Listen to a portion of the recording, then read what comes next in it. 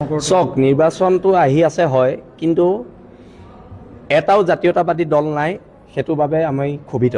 কাৰণ বিজেপি নেগুৰত আৰু কংগ্ৰেছৰ নেগুৰত ধৰি জাতীয়তাবাদ নহয়।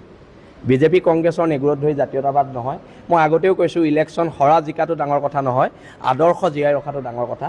আৰু প্ৰত্যেকটো জাতীয়তাবাদী দলে ৰাষ্ট্ৰীয়তাবাদৰ যে ভৰিত ধৰিলে, ভৰিত ধৰাৰ দিনাই জয় অসম নামৰ শব্দটো কোৱাৰ অধিকাৰ তেওঁলোকে হেৰুৱাই পেলাইছে। আমাৰ এটা কথা স্পষ্ট, বিল আছে তেনে অসমৰ, আমি জাতীয়তাবাদৰ উত্তৰণৰ ক্ষেত্ৰত যিখিনি কৰিব লাগে আমি কৰি গৈছোঁ আৰু অনাগত দিনত কৰি যাম। আৰু এতিয়ালৈকে বিল আছে তেনে ৰাজনৈতিকভাৱে আগবঢ়াৰ কোনো সিদ্ধান্ত লোৱা নাই, কিন্তু যোনদিনা সিদ্ধান্ত ল'ম সেইদিনা কিন্তু প্ৰকৃত জাতীয়তাবাদ কি অসমৰ থলগিৰি জনগণে দেখিবলৈ পাব। অভিয়াছলি চলি থাকিব। বহিৰাগতৰ বিৰুদ্ধে, বাংলাদেশীৰ বিৰুদ্ধে যিখন আন্দোলন আমাৰ চলি যাব। আৰু জাতীয়তাবাদৰ সংজ্ঞাটো কংগ্ৰেছ আৰু বিজেপি আমাক শিকাব নালাগে। জাতীয়তাবাদৰ সংজ্ঞা কি, তেওঁলোক আহক, বিল আছে তেনে অসমৰ পৰা শিকি যাওক।